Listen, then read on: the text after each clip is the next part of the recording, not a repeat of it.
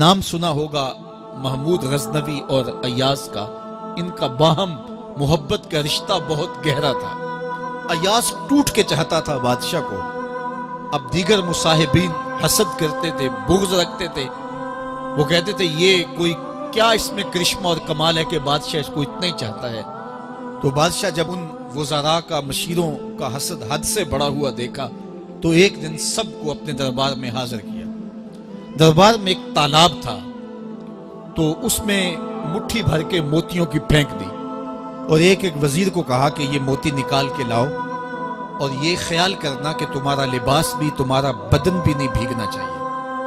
تو سب نے کہا کہ یہ عجیب بات ہے کہ حوض کی تہہ سے موتی نکال کے لائیں اور لباس بھی نہ بھیگے اور بدن بھی نہ بھیگے، یہ تو لازمی ہوگا۔ پھر دوسرے وزیر کو کہتا کہ یہ موتی نکال کے لاؤ، تمہارا لباس بھی نہیں بھیگنا چاہیے، تمہارا بدن بھی نہیں بھیگنا چاہیے۔ تو وہ آگے سے حجت کرتا یہ کیسے ہو سکتا ہے کہ بدن بھی اور لباس بھی نہ بھیگے اور موتی بھی نکال لاؤں؟ تیسرے کو، چوتھے کو، پانچویں کو، ہر ایک آگے سے حجت کرے یہ کیسے ہو سکتا ہے؟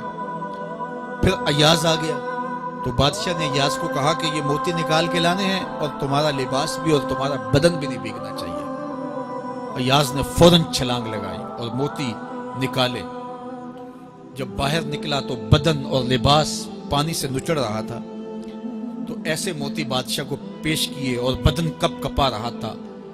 تو بادشاہ بڑے غصے سے کہا کہ ایاز تمہارا بدن بھیگ گیا، تمہارے کپڑے بھی بھیگ گئے، میں نے کہا تھا لباس بھی نہیں بھیگنا چاہیے، کپڑے بھی نہیں بھیگنے چاہیے۔ تو ایاز بڑی لجاجت سے عرض کرنے لگا، بادشاہ سلامت، آپ کے دو حکم تھے، ایک یہ کہ موتی نکال کے لانے ہیں، دوسرا حکم یہ تھا کہ لباس اور کپڑے بھیگنے نہیں چاہیے۔ تو ایک حکم میں نے پورا کر دیا ہے، دوسرے کی معافی چاہتا ہوں۔ تو صاحب، اللہ نے حضرت انسان کے سینے میں جذبات کا ایک جہاں آباد کیا ہے، شیطان کو بھی انسان کے پیچھے لگا دیا اس کی آزمائش کے لیے، اس کے امتحان کے لیے۔ نفس بھی اس کے اندر موجود ہے، اور دوسری جانب اس کو گناہوں سے منع بھی کیا اور نیکی کی تلقین بھی کی۔ اب کتنی مشکل زندگی ہے حضرت انسان کی، آئی جان شکنجے اندر جویں ویلنے دے وچ گنا، کتنی مشکل زندگی ہے۔ خواہشیں ہیں کہ آوارہ ہیں، آرزویں ہیں کہ بے قابو ہیں، اور دوسری جانب اللہ کا حکم ہے۔ اب کیا کرے؟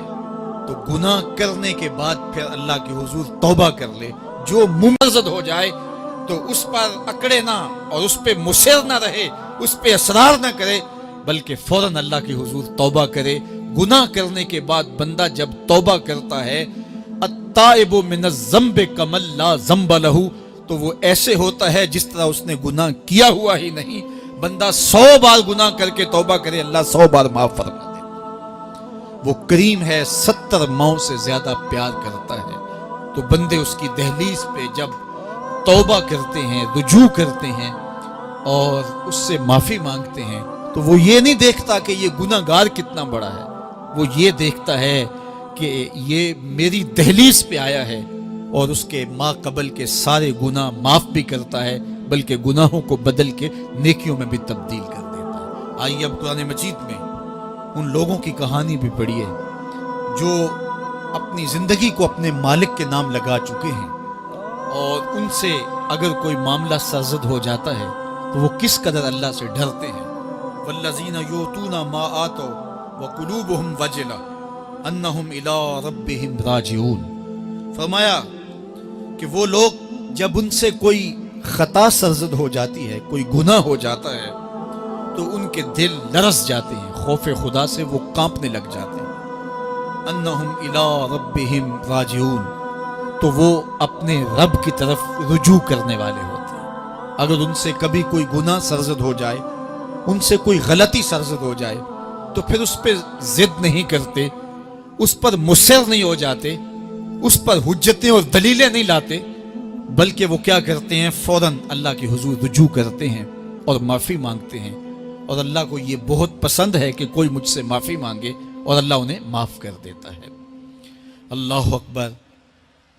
حضرت عبداللہ ابن مسعود رضی اللہ تعالیٰ عنہ فرماتے ہیں کہ مومن کی یہ شان ہے کہ جب وہ گناہ کر بیٹھے تو وہ یوں محسوس کرتا ہے جس طرح پہاڑ تلے آ گیا ہے، یہ اس کی کیفیت ہے کہ گناہ کرنے کے بعد، نافرمانی کرنے کے بعد اس کا دل لرز اٹھتا ہے۔ وَقُلُوبُهُمْ وَجِلَةٌ، تو حضرت عبداللہ ابن مسعود فرماتے ہیں یوں محسوس کرتے ہیں جس طرح پہاڑ تلے آ گیا ہے اور پہاڑ ابھی گر جائے گا اور انہیں کچل دے گا، تو وہ جلدی جلدی تلافی کرتے ہیں، توبہ کرتے ہیں، رجوع اللہ کرتے ہیں تاکہ ہمارا گناہ معاف ہو جائے۔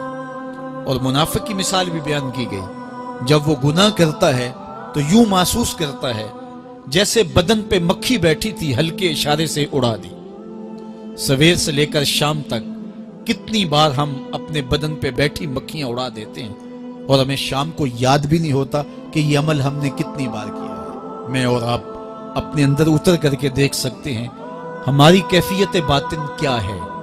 نمازیں چھوڑی، جھوٹ بولا، غیبت کی، چغلی کی، کسی کا دل دکھایا، کسی کو تکلیف دی، گالی گلوچ کیا، سب و شتم کیا، سویر سے شام تک کیا کیا گناہ کیے، کبھی خیال بھٹکے، کبھی سوچیں آوارہ ہوئیں، کبھی نگاہوں نے بدکاریاں کی، کبھی زبان نے جرم کیے، اور شام کو ہمیں یاد بھی نہیں ہوتا کہ آج ہم نے کیا کیا جرائم کیے، آج ہم نے کیا کیا گناہ کیے۔ اگر ہماری یہ کیفیت ہے تو یہ عملی نفاق ہے کہ بدن پہ مکھی بیٹھی اور اڑا دی۔ اور اگر ہماری کیفیت یہ ہے کہ گناہ کے بعد یہ محسوس ہوتا ہے کہ ہم پہاڑ تلے آ گئے ہیں اور اللہ کی ناراضگی ہم نے مول لے لی ہے اور جلدی جلدی توبہ کر کے رجوع کرنے کی جانب بڑھتے ہیں، تو پھر مبارک ہو، نہیں تو مجھے اور آپ کو اپنا محاسبہ کرنا چاہیے۔ ہمارے دلوں پر زنگ چڑھ گئے ہیں اور ہماری کیفیت یہ ہو گئی ہے کہ گناہ کرنے کے بعد بھی ہم ڈٹے رہتے ہیں، جبکہ زندگی اصحاب رسول کی دیکھیے ان سے بھی کبھی کوئی خطا سرزد ہو جاتی تو وہ فوراً اس گناہ کی تلافی کے لیے حضور کی بارگاہ میں حاضر ہو جاتے۔ حضرت ابو لبابہ رضی اللہ تعالیٰ عنہ نے اپنے آپ کو مسجد نبوی ہوا تو پھر حضور کے ہاتھوں سے اپنے آپ کو انہوں نے کھلوایا۔ ایک خاتون حضور کی خدمت میں حاضر ہوئی اور عرض کی یا رسول اللہ صلی اللہ علیہ وسلم، مجھ سے بدکاری سرزد ہو گئی ہے اور میرے پیٹ میں بچہ ہے اور میں چاہتی ہوں کہ آخرت کی سزا کی بجائے دنیا کے اوپر اس کی سزا مجھے دے دی جائے تاکہ میں پاک ہو جاؤں اور صاف ہو جاؤں، کیونکہ آخرت کی سزائیں بہت سخت ہیں۔ اللہ کے محبوب علیہ السلام نے جبریل امین سے ایک دن پوچھا تھا مجھے جہنم کے عذابوں کا ذکر سناؤ، تو عرض کی یا رسول اللہ صلی اللہ علیہ وسلم، سب سے ہلکا عذاب، اخف العذاب، ہلکا ترین عذاب یہ ہے کہ جہنمی کے پاؤں میں آگ کے جوتے رکھے جائیں گے، باقی اس کے پورے بدن پہ آگ نہیں ہوگی، صرف آگ کے جوتے اس کو پہنائے جائیں گے، لیکن اس کی حدت، گرمی اور شدت اتنی ہوگی، یغلی منہما دماغہ، اس کی شدت سے اس کا دماغ پگھل کر ناک اور کانوں کے ذریعے سے باہر آنا شروع ہو جائے گا۔ یہ سب سے ہلکے عذاب کی کیفیت ہے، اور جو عذاب سخت ہیں الیاذ باللہ، اللہ تعالیٰ قرآن مجید میں فرماتا ہے ثم لا يموت فیہا ولا یحیا، اس بڑے عذاب کا ذکر کیا جو جہنمیوں کو دیا جائے گا، فرمایا اس عذاب کی کیفیت یہ ہوگی بندہ نہ جیے گا نہ مرے گا۔ جیے گا اس لیے نہیں کہ آگے اور پیچھے، دائیں اور بائیں آگ ہی آگ ہوگی، تو اس آگ میں جینا کو جینا تو نہیں ہوگا، اور مرے گا اس لیے نہیں کہ موت کو موت آ چکے ہو۔ جنت میں جنتیوں کو ایک ہی ڈر اور خدشہ ہوگا کہیں موت نہ آ جائے، اور جہنمیوں کو ایک ہی امید ہوگی کہیں موت آ جائے اور جان چھوٹ جائے۔ اللہ تعالیٰ مینڈے کی شکل میں موت کو لائے گا اور موت کو ذبح کیا جائے گا، جنتی جنت سے اور جہنمی جہنم سے دیکھ رہے ہوں گے۔ جب موت کو ذبح کر دیا جائے گا، اب موت نہیں ہے، تو جنتی اتنے خوش ہو جائیں گے کہ اگر موت کو موت نہ آئی ہوتی تو یہ خوشی سے مر جاتے، اور جہنمی اتنے مایوس، دکھی اور پریشان ہوں گے کہ اگر موت کو موت نہ آئی ہوتی تو یہ صدمے سے مر جاتے، تو وہ کانوں کے راستے سے باہر آ جائے۔ تو اس نے عرض کی یا رسول اللہ صلی اللہ علیہ وسلم، میرے اوپر حد جاری کر دیجئے، اور اس نے کہا کہ میرے پیٹ میں جو ہے وہ بچہ ہے۔ اللہ کے محبوب علیہ السلام نے فرمایا جاؤ، جب بچہ پیدا ہو تو پھر آنا۔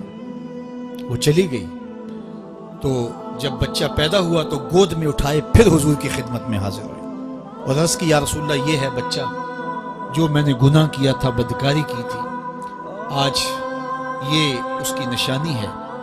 تو اللہ کے محبوب علیہ السلام نے فرمایا کہ اسے لے جاؤ اور اسے دودھ پلاؤ، اور جب یہ کچھ کھانے پینے لگ جائے گا تو پھر آنا۔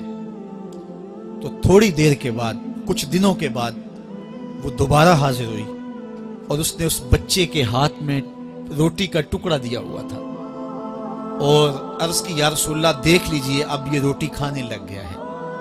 اللہ اکبر۔ تو اللہ کے محبوب نے فرمایا انہیں لے جاؤ اور جا کے انہیں سنسار کر دو۔ اس کی یہ حد بنتی تھی، اس کو سنسار کیا اور اس نے خود یہ سزا اپنے لیے قبول کی۔ مائز ابن مالک اسلمی عرض کی یا رسول اللہ طہرنی، مجھے پاک کر دیجئے۔ میرے حضور نے فرمایا جاؤ اللہ سے معافی مانگو۔ وہ گئے اور معافی مانگی، بے چینی اتنی تھی، پھر آ گئے اور عرض کی طہرنی یا رسول اللہ، حضور مجھے پاک کر دیجئے۔ فرمایا جاؤ اللہ سے معافی مانگو۔ وہ گئے، معافی مانگی، پھر پلٹ آئے، تیسری مرتبہ، چوتھی مرتبہ۔ آقا کریم نے فرمایا فیما اطہرک، تمہیں کہا اللہ سے معافی مانگو، کریم ہے معاف کر دے گا، تم پھر پلٹ آتے ہو، تمہیں کس جرم سے پاک کروں؟ قال من الزنا، عرض کی مجھ سے بدکاری ہو گئی ہے اور میں چاہتا ہوں کہ دنیا پر فارغ ہو جاؤں۔ حضور نے فرمایا کہ اس کا توازن عقلی تو ٹھیک ہے، عرض کی حضور صحیح الحواس ہے۔ کہا کہ یہ نشے میں تو نہیں کہہ رہا، کسی نے اٹھ کے منہ سونگا، کہا حضور ایسی بات بھی نہیں ہے۔ فرمایا تم سوچ لو کیا کہہ رہے ہو؟ کہا حضور جو میں کہہ رہا ہوں وہ سچ کہہ رہا ہوں، مجھ سے گناہ سرزد ہو گیا اور میں چاہتا ہوں کہ دنیا پر ہی فارغ ہو جاؤں۔ اللہ کے محبوب علیہ السلام نے فرمایا کہ انہیں سنسار کر دو۔ مائز ابن مالک اسلمی کو سنسار کر دیا گیا۔ جب ان کا جنازہ اٹھا تو حضور بھی جنازے کے جلوس میں تھے۔ کسی کی زبان سے نکلا لو مائز نے گناہ کیا تھا، بس یہ بات سننے کی دیر تھی، اللہ کے محبوب کے چہرے پہ جلال آ گیا۔ فرمایا خبردار اگر کسی نے میرے مائز پہ بات کی، میرے مائز نے ایسی سچی توبہ کی ہے اگر روئے زمین کے تمام مسلمانوں میں بانٹ دی جائے لکفاہم، سب کی مغفرت ہو جائے، کہ انہوں نے اپنے آپ کو خود پیش کیا ہے۔ اب مائز ابن مالک کا جنازہ اللہ کے رسول نے خود پڑھایا، بلکہ مسلم کتاب الحدود میں ہے کہ ان کے جنازے کے دوسرے دن یا تیسرے دن حضور ان کے ہاں تشریف لے گئے، اور جب آقا گئے وہم جلوسن، تو لوگ وہاں بیٹھے ہوئے تھے، تو یقین کیجئے کہ یہ وہ لوگ تھے کہ جن سے کبھی کوئی گناہ سرزد ہو جاتا تو وہ جلد توبہ کرتے، اور اس کی بڑی سے بڑی حد اور سزا بھی ہوتی تو وہ بھی کاٹنے کے لیے تیار ہو جاتے۔ میں اور آپ دیکھیں کہ ہماری زندگی میں اگر گناہ ہیں اور ہمیں سچی توبہ کی توفیق بھی نصیب نہیں ہے تو پھر ہم سوچ لیں کہ ہم کہاں کھڑے ہیں۔ دیکھیے اللہ دلوں کے بھید جانتا ہے۔ سچی توبہ یہ ہے کہ جو کیے پر ندامت ہو اور آئندہ نہ کرنے کا عزم مصمم ہو، پکا ارادہ ہو کہ یہ گناہ زندگی میں دوبارہ نہیں کروں گا۔ الگ بات ہے کہ پھر دوبارہ اس سے سرزد ہو جائے، لیکن جب وہ توبہ کر رہا ہو تو اس وقت اس کا پختہ عزم ہو اور اس کے دل کے کسی گوشے میں نہ ہو کہ چلو میں توبہ کر لیتا ہوں اور پھر ہو گیا تو پھر کر لوں گا۔ پکا عزم ہو کہ دوبارہ یہ گناہ نہیں کروں گا۔ اور اگر زبان سے توبہ توبہ کر رہا ہو اور دل میں ہو کہ ٹھیک ہے یہ تو صبح بھی مجھ سے عمل بد سرزد ہونا ہے، تو اللہ تعالیٰ سے یہ مذاق کرنے والی بات ہے، اور اللہ تعالیٰ سے جو مذاق کرتا ہے وہ کہاں کھڑا ہے وہ خود سوچ لے۔ وہ کیا کسی نے کہا تھا کہ توبہ کی، پھر توبہ کر کے توڑ دی، میری اس توبہ پہ توبہ کر اٹھی۔